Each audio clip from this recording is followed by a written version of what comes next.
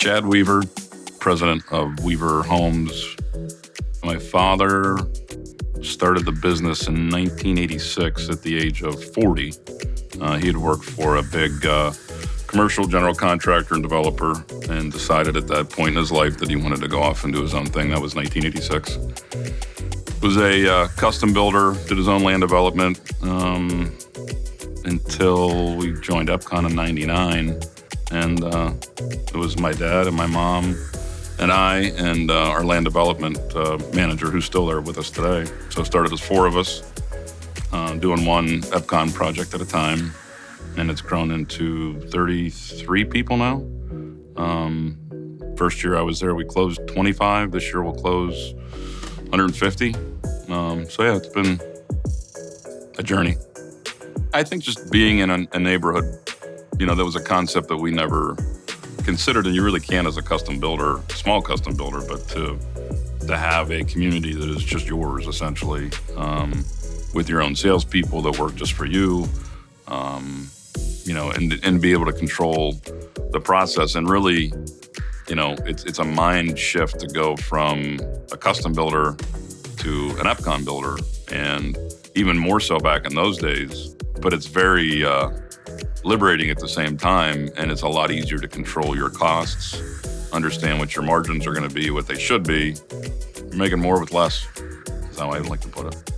And that's what carried us through the recession back in 07, 08, 09. I mean, it's just that's what saved us. It wiped out a lot of builders in our market, a lot of guys that had started before my father started that I remember back in the day were just huge custom builders. I mean, these guys were building, for us, huge 50, 60 houses a year, and they just disappeared. They're just gone, and here we were building 5 or 6, and we're still standing. So, I think that's a pretty good testament to the product and what it's done. Obviously we can't compete with, the national builder that's in our market price-wise, but there's a certain percentage of the population that is willing to pay a little bit more, not if they just perceive the quality is better, but it has to be there. So that's, every market's different, but trying to figure out, okay, well, how do I set myself apart from a national builder? And, is that the furnace? Is that the flooring? Do I put a wider base or trim? Whatever the case may be. And not being afraid to ask for a little bit more because you do those things. Being efficient, having really good relationships with trade partners, I think has been key.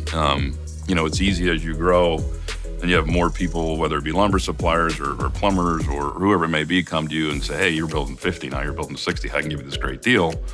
So loyalty to the subs, controlling our costs has been a key driver, and, just paying attention to it and know your numbers. You have to be a little bit, you have to be good at everything. You don't have to be great at everything, but you have to understand how your business runs, and you have to be involved in the business. It's not a part-time job. It's when you're doing it, when you're starting out, when it was just me and my parents, I was 60, 70 hours a week.